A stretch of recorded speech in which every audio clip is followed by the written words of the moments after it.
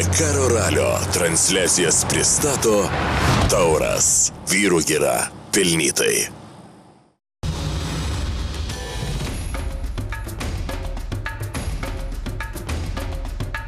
Labas vakaras, BTV televizijos žiūrovai. Šiandien kaip visada vakaras su Dakaro ralio maratonu. Ir su jumis pasisveikino Sebastianas Loebas, kuris apsilankė šiandien Dakaro ralyje, nes čia yra vienintelė poilsio diena. Trumpai priminsime, kaipgi vyko lenktynės per pirmą savaitę, kaip važiavo motociklai, kaip sekėsi automobiliams.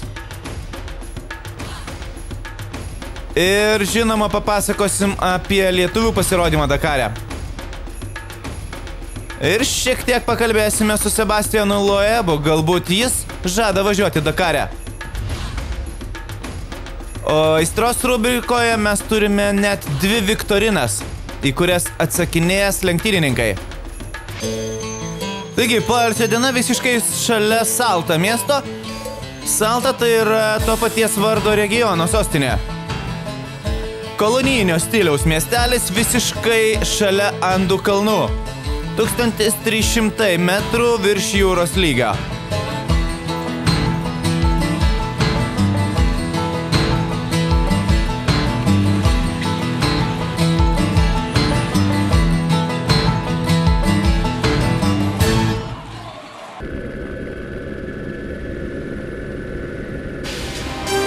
Na ir šiandien vienintelė diena, kai visi galėjo šiek tiek atsipalaiduoti, atsigauti ir žinoma išsimiegoti.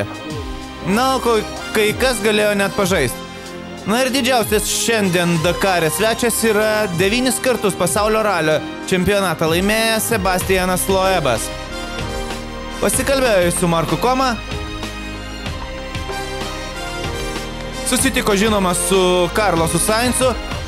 Su Carlosu jie net 3 metus praleido vienoje komandoje ir laimėjo pasaulio ralio čempionatą. Na ir žinoma, su savo tėvynainiu Cyrilu Depre Sebastianas kalbėjo ilgiausiai. Komas, Sainzas ir Depre. 3 žmonės laimėjo po 3 kartus Dakarą. O štai Loebas vienas laimėjo 9 kartus pasaulio ralio čempionatą. Na, šios dienos greičio ruožo nėra. Šiandien visi ilsisi šalia Salta miestelio. Na ir motociklų įskaitoje, ko gero, vyksta pačios įdomiausios lenktynės. Čia sunku nuspėti, kas nugalės. Yamaha, Honda motociklai iš pradžių pirmavo, tačiau panašu į savaitės pabaigą įsibėgėjo KTM ir dabar jau KTM lyderiauja. Bareda Bortas. Manau, kad Markas Koma, žinoma, yra didžiausias pretendentas į pergalę, bet man svarbu išlaikyti gerą ritmą. Aš tikrai bandysiu jį spausti toliau, sako jis.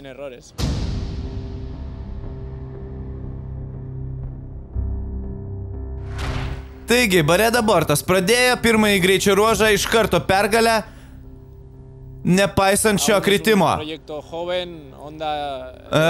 Dėl jaunimo, na taip, mes neseniai dar lenktyniaujam palyginus su senbuviais Dakaro, tačiau koks skirtumas, mes irgi norim nugalėti. Potencialą mes turim, mūsų motociklas paruoštas tik prieš pusmetį. Bet, žinoma, po šio Dakaro mes toliau jį tobulinsim ir mes galim nugalėti, mes turim potencialą nugalėti, sako Bareda Bortas.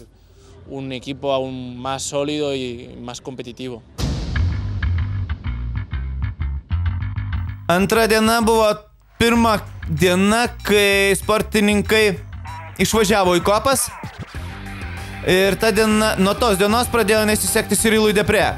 Jisai nukrito, apdaužė savo motociklą, o į finišą atvažiavo kentėdamas nuo dehidratacijos. Iš visų mano važiuotų Dakarų, šita savaitė buvo turbūt pati sunkiausia, sako Cyrilas Depre.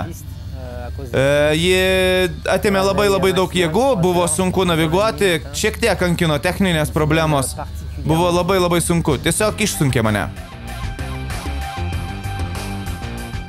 Je pense que pour ma part, j'ai pas voulu non plus Aš nenorėjau kovoti dėl pergalių greičio ruože nuo pat pradžių. Mano tikslas buvo laimėti visą Dakarą. Bet dabar jau nebegaliu trauktis.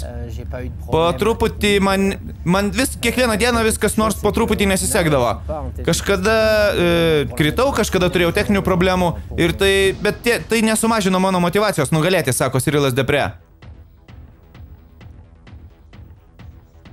Trečioji diena buvo pati sunkiausia motociklininkams, kai reikėjo važiuoti aukštikalnėmis virš 4 km ir labai nesisekė Honda motociklininkams. O štai ketvirtą dieną sudegė net 2 motociklai.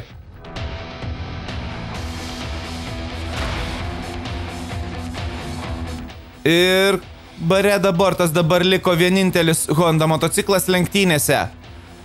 O antroje savaitės pusėje į bendros įskaitos viršūnę pasikėlė KTM-ai.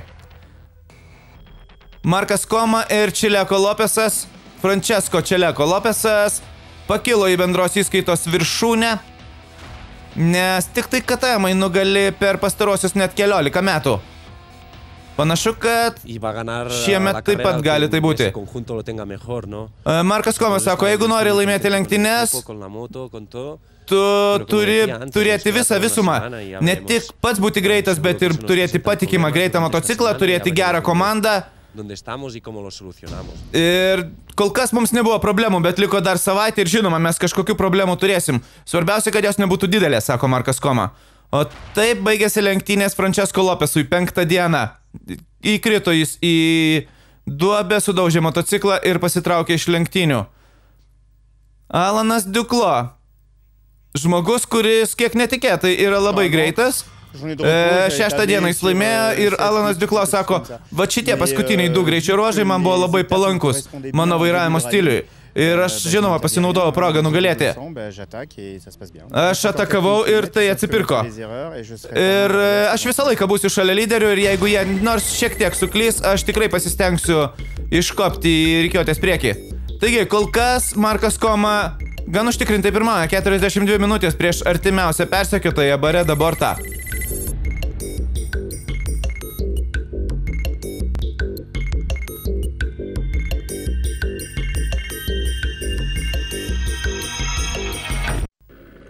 Na ir moterų įskaitoje Laia Sainz važiuoja tiesiog fantastiškai šiais metais. Ji yra 20 bendroje įskaitoje ir tai yra geriausias jos pasiekimas.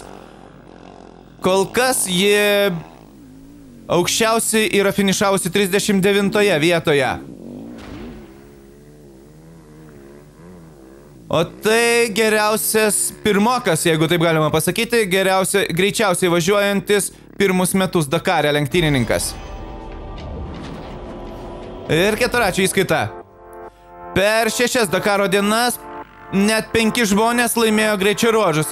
Ir tai, ko gero, pačios smarkiausios lenktynės, sparčiausiai besikeičiančios. Ir kol kas didžiausias siurprizas šiose lenktynėse yra tai, kad nevažiuoja Markosas Petronelis. 2 kartus laimėjęs Dakarą iki šiol, jisai atrodė, kad ir vėl važiuoja drąsiai į finišą, tačiau 3 dieną nukrito nuo motociklo ir paprašė būti evakuojamas. Aš neskubėjau, nespaudžiau niekur, bet įvažiavau į krūmus ir kritau. Ir galiu pasakyti, kad aš pasimokiau iš savo pasitraukimo, nes tu visą laiką pasimokai kažko tai iš tokių nelaimių, sako jis. Sebastianas Huseinis. Po to, kai Petronelis pasitraukė, jis buvo 3. Bet dėl technikos problemų prarado labai daug laiko, net 3 valandas. Sulaužo mano diferencialas, sako Sebastianas Huseinis. Dabar iš keturračio liko tik tai vienas varantysis ratas ir negaliu įvažiuoti į šitą kalną, sako jis. Ir galų gale jis prarado daugiau kaip 3 valandas. Rafalas Sonikas pirmavo iš pradžių, tačiau antram greičio ruože nukrito į 3 poziciją, bet į savaitės pabaigą vėl pradėjo važiuoti greičiau ir atsikovojo 1 poziciją. Jisai yra 2. Ignacio Casale. 1 ir 3 greičio ruožus jis laimėjo, bet 4 dieną nukrito į 3 poziciją. Galų gale jį aplenkė ir Rafalas Sonikas. Sergio Lafuente, urugvajietis. po truputį greitėja ir galų gale poilsiauti jis atvažiavo kaip lyderis. Jis pirmauja 23 minutėm prieš artimiausią persekiotoją. Idealu būtų tęsti tokiu ritmu, bet kitą savaitę bus labai sunku dėl Kasalės. Jisai puikiai važiuoja ant smėlio.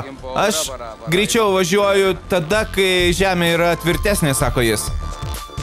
Taigi, Lafuente pirmauja prieš Rafalą Soniką, mūsų kaimyną iš Lenkijos 22 minutėm. Kasalė visiškai šalia.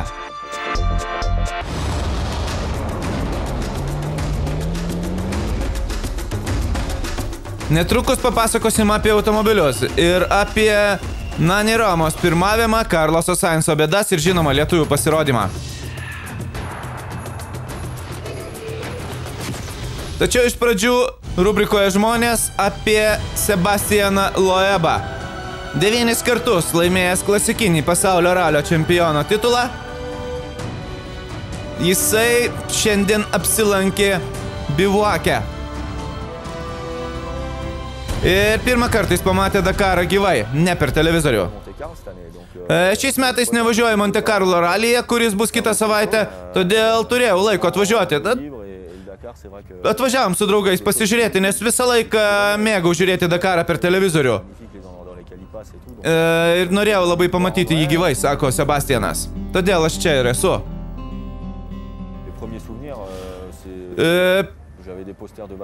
Pirmi prisiminimai apie Dakarą aš turėjau kažkada tai savo kambaryje Ari Vataneno plakatą pasikabinęs su Dakaro vaizdais. Ir visą laiką stebėdavau juos per lenktynes, per televizorių, sako Sebastianas. Dakaras tai yra labai didelis nuotykis ir čia svarbiausia ne tik greitis, bet ir svarbu išlaikyti didelį tempą visą laiką. Ir čia labai daug duoda ir šturmano darbas, nes jeigu tu prarandi vieną kontrolės punktą, tu gauni iš karto valandą baudos. Su Carlosu Sainzu neturėjau progos daug pasikalbėti, jis užsiėmęs buvo, bet su Cyrilu Depre tikrai pasikalbėjom nemažai. Jis man papasakojo apie lenktynes ir aš suprantu, kad tai visiškai ne taip, kaip klasikinėme ralyje. Čia labai daug ištvermės reikia ir reikia labai daug laiko, kad tu adaptuotumėsi prie Dakaro, sako Sebas. Kol kas neplanuoju važiuoti Dakarą, nei šiemet, nei kitais metais. Bet galbūt vieną kartą ir važiuosiu, niekada negali žinot. Bet kol kas tai ne mano planuose. Aš jau pasirinkau savo prioritetus artimiausiam metam. Aš važiuosiu žiedinėse lenktynėse pasaulio čempionate su Citroenu. Ir tai ir yra mano prioritetas. Man patinka daryti dalykus gerai. Ir aš tam atiduodu labai daug pastangų. Testuose jau mačiau, kad man šiose naujose žiedinėse lenktynėse reikės daug ko išmokti. Bet pažiūrėsim, kaip bus.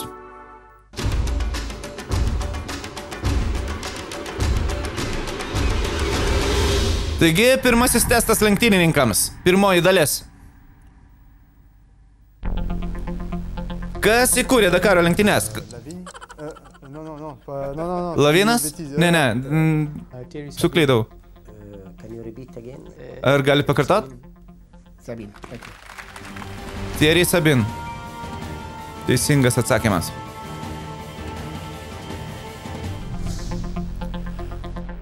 Kokia Stefano Peterancelio pravardė? Iceman? He's cold as ice. Icemanas? Jis šaltas kaip ledas? Mr. Dakar. Misteris Dakaras, teisingas atsakymas.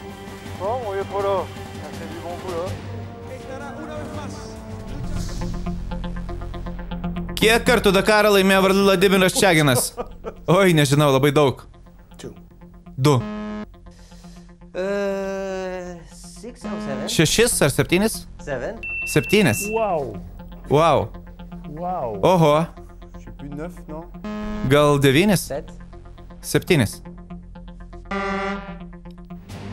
Iš tikrųjų, Čiaginas laimėjo 7 kartus Dakarą sunkvežimių įskaitoje. Kas laimėjo Dakarą 2008 metais? Gal Lukas Alfanas, bet aš nežinau. Naseras Alatija? Tai buvo Naseras Al-Attiyah, nes jis nebuvo Dakare tais metais.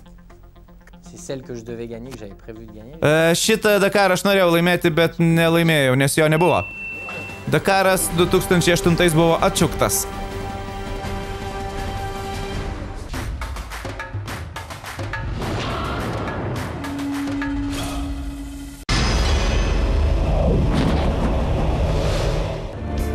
Tęsime Dakaro apžvalgą ir automobilių įskaitą pradėsim nuo lietuvių. Į poilsio dieną Benediktas Vanagas nebe problemų. Susižeidė plaštaką, šis lenktynininkas atvažiavo 57 vietoje, 19 valandų pralaimė jis lenktynių lyderiui. Antanas Juknevičius po techninių problemų yra 64 bendrai įskaitoje 26,5 valandos. Jis atsilikinėja nuo Nani Romos.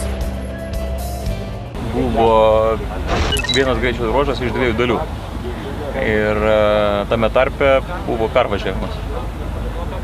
Mums greičio ruožą nuleido ratą, bet mes finišavom su nuleistu ratu ir tik sustoję už greičio ruožą, išlipę iš mūsų automobilio, pamatėme, kad variklis sustoja ir užvirė degalai.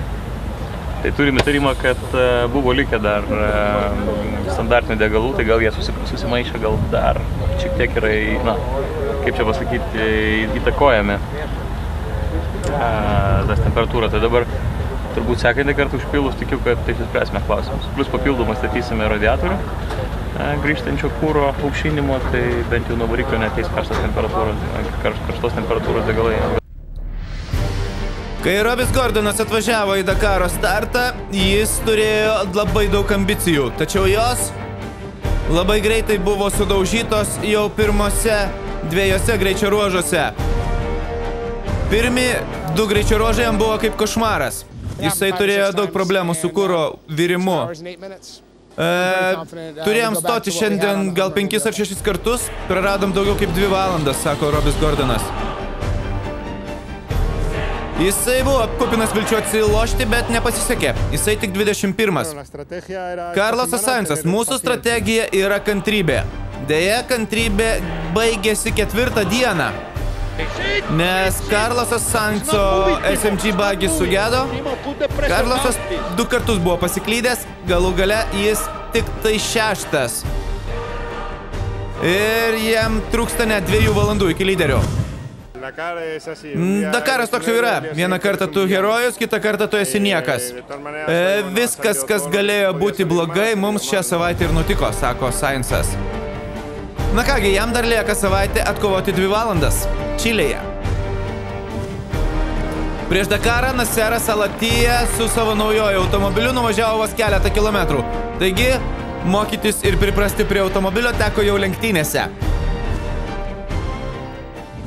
Mes daug išmokom šią savaitę ir mes esam pasiruošę 2 savaitės kovai. Mūsų tikslas yra maksimaliai spausti kiek įmanoma. Po to, kai nerado jis vieno kontrolės punkto ir gavo valandą baudos, jisai nukrito bendroje rikiuotėje, tačiau turi dar vilčių nugalėti. Aš norėčiau būti ant podiumo, tai mūsų tikslas, sako Naseras. Kol kas jis tik 5. Taigi atkreipkite dėmesį į šį žmogų.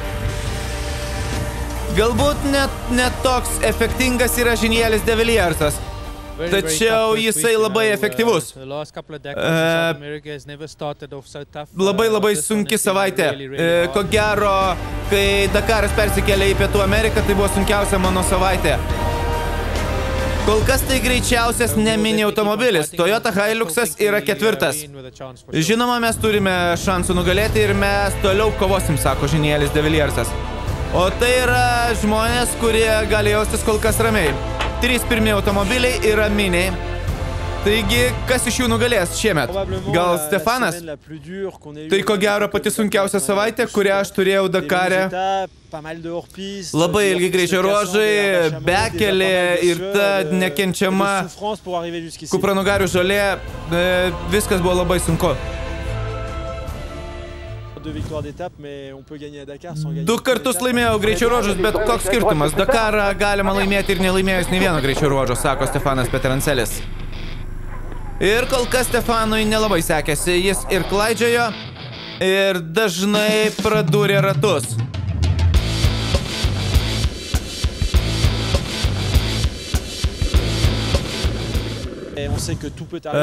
Dar visko gali nutikti. Mes turėjom labai beprotišką savaitę, kai keitėsi lyderiai, bet kova dar atvira. Kova dar vyksta ir mes bandysim spausti. Mes pabandysim priartėti kaip galima arčiau prie lyderio. Vietinis herojus Orlando Terranova, kol kas antras bendroje įskaitoje. Na ir tai yra lenktynių lyderis. Nani Roma kol kas gali jaustis gan užtikrintai. Pakankamai apčiuopiamas atstumas nuo priešininkų, bet visko dar gali nutikti kitą savaitę. Kai tu pradedi Dakarą, tu niekada nežiūri į statistiką. Antras žmogus 40 minučių nuo manęs, bet kiekvieną dieną gali nutikti kas nors nenumatyto, sako Roma. Mes žinojom, kad bus labai sunku ir yra labai sunku. Kiekvieną dieną mes turime turėti gerą. Mes žinoma darysim kažkiek mažų klaidų, bet svarbiausia, kad jos būtų nedidelės. Taigi, Nani Roma pusę valandos pirmauja prieš Terranovą, 33 minutės jį skiria nuo Peterancelio, De Villiersas 40 minučių, o štai Alatijai jau reikia atlošti daugiau kaip valandą. Tarp naujokų, tarp tų, kurie važiuoja pirmus metus, pirmauja Frederico Villagra, klasikinio ralio lenktynininkas, jis 11 bendroje įskaitoje. O tarp serijinių automobilių Junas Mitsuhashi su Toyota Land Cruiseriu. Netrukus sunkvežimių įskaita ir Derojus kol kas pirmauja. Jam reikės atlaikyti Kamazo atakas.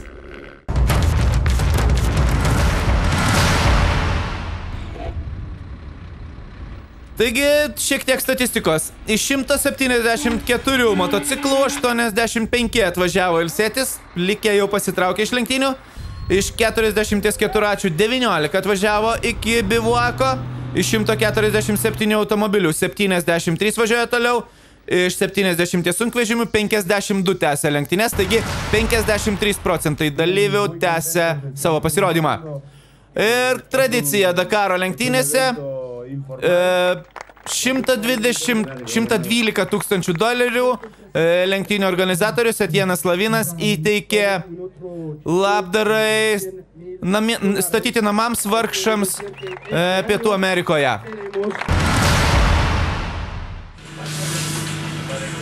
Tūkstantis 987 metų Dakaro nugalėtoje sunkvežimių įskaitoje Janas Derojus atvažiavo pažiūrėti, kaip sekasi jo sūnui, kuris kol kas pirmauja sunkvežimių įskaitoje.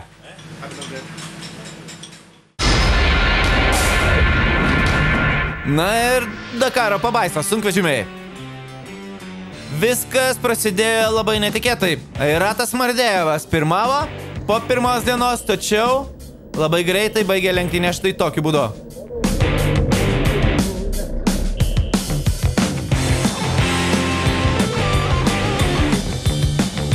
Martinas Kolomai su Tatra turėjo vilčių šiais metais užlipti ant podiumo. Deja, jam labai nesisekė, netgi ratą buvo prametęs ir prarado net 11 valandų. Marcelis Van Vlytas, mano lenktynininkas, dar vienas, kuris galėjo būti lyderiu. Deja, daug laiko praradęs, dabar jisai norėtų finišuoti bent jau tarp 5 geriausių. Alesas Lopraisas, jam taip pat nesiseka su nauja Tatra, jis tik 6 bendroje įskaitoje. Hansas Teisis 5 bendroje įskaitoje ir tai yra Derojaus pagalbininkas. Ir dar neprarado vilčių užlipti ant podiumo. Tačiau Gerardą Derojų labiausiai spaus Kamazų komanda. Ir tai turėtų būti fantastiška kova antrą savaitę. Mėlynoji komanda su 3 Kamazais bandys išstumti Derojų nuo lyderio pozicijos. Eduardas Nikolajevas turėjęs problemų savaitės pradžioje, dabar važiuoja 3, 1 valandą jis atsilieka nuo Derojaus. bet tikras Kamazo lyderis yra Karginovas. Jis tik 29 minutės atsilieka nuo štai šio žmogaus, nuo Gerardo Derojaus.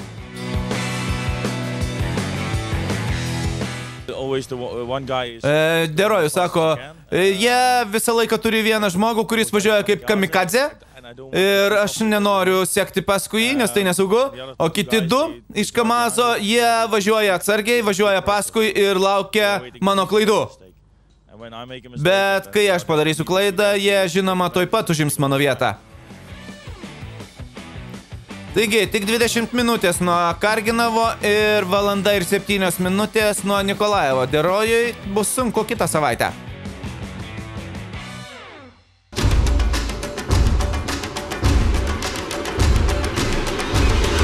Na ir pabaigai antroji viktorinos dalis.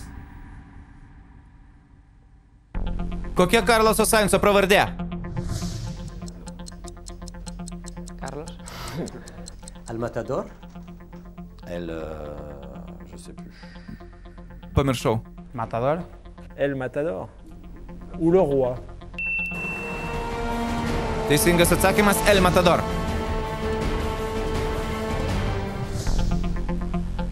Kiek greičio ruožų yra laimėjęs Aris Vataninas Dakare?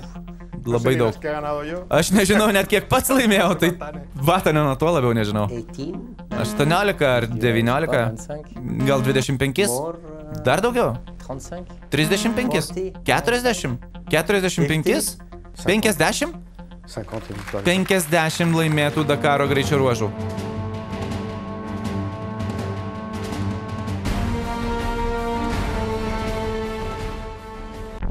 Kada surengtas pirmas Dakaras?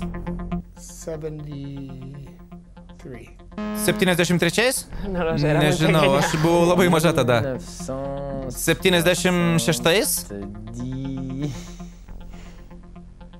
76? 78? 82? 85 ar antrais? Prisimenu, nes tais metais gimiau, 79.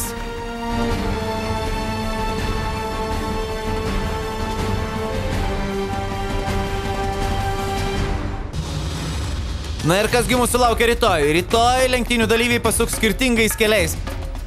Automobiliai važiuos paskutinį greičio ruožą Argentinoje, o štai motociklai ir keturačiai pasuks į naują šalį, į Boliviją. Ir ten jiems bus surengtas maratoninis greičio ruožas iš 2 dienų.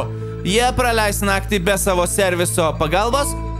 Ir šitos 2 greičio ruožus lenktynių organizatoriai ruošia net 2 metus. Tai bus nepakartojami greičio ruožai su dalis greičio ruožų drieksis išdžiūvusiais ežerais ant labai lygiaus druskingo paviršiaus. Taigi turėtų būti labai įspūdingi vaizdai.